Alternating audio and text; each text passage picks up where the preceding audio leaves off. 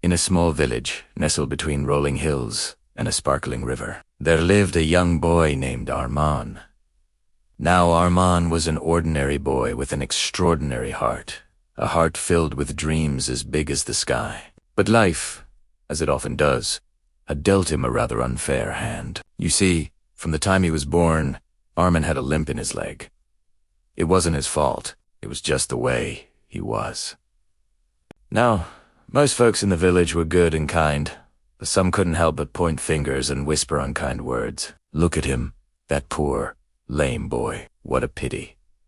And these whispers, like tiny darts, would pierce Arman's heart. The other children, with the innocence of youth, refused to play with him. They said he was too slow, too different. All this made Arman feel like an outcast, like a puzzle piece that didn't fit in. He would spend his days by the river, watching the water flow. The gentle rippling of the water was the only sound that soothed his troubled heart. One evening, as the sun was setting, painting the sky in hues of orange and purple, Arman's grandmother sat beside him. She was a woman with eyes as deep as the river and a heart full of wisdom. Seeing her grandson sad, she asked him, "Arman, my love, why do you look so downcast?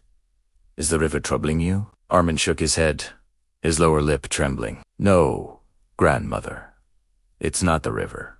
It's me. I wish I could run and play like the other children, but I'm just different. I'm just too different." His voice cracked with sadness. His grandmother, wise and patient, placed a comforting hand on his shoulder. "Arman," she began, her voice as soft as the evening breeze, "remember this.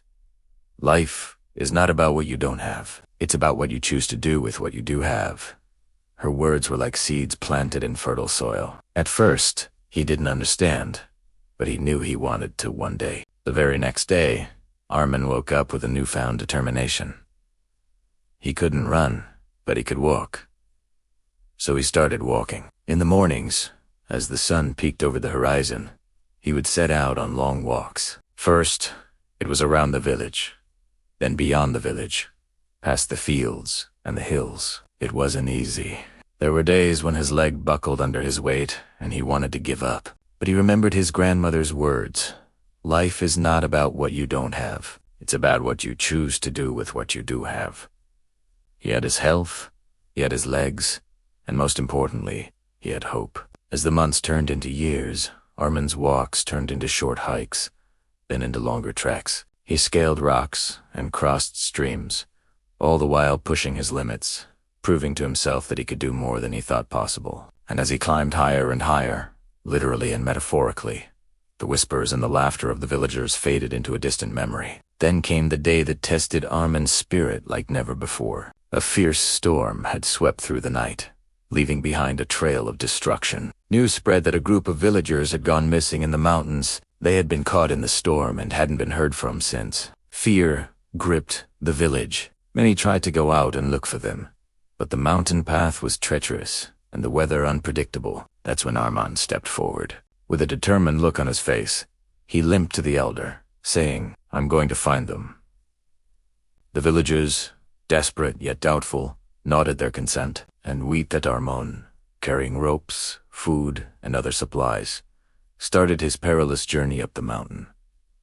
Hours passed and the sun began its slow descent. Just when hope was starting to dwindle, Arman saw a faint light coming from a cave. With renewed vigor, he climbed towards it. There he found the missing villagers, scared and hungry, but alive. With the help of the provisions Arman had brought, they regained their strength. Then, with great patience and care, Arman guided each one of them down the mountain, one by one. When they reached the village, it was late into the night, but the entire village was awake. They cheered, they cried, they prayed for the missing villagers and for their young hero. That night, the same people who had once mocked him gathered around him, tears in their eyes.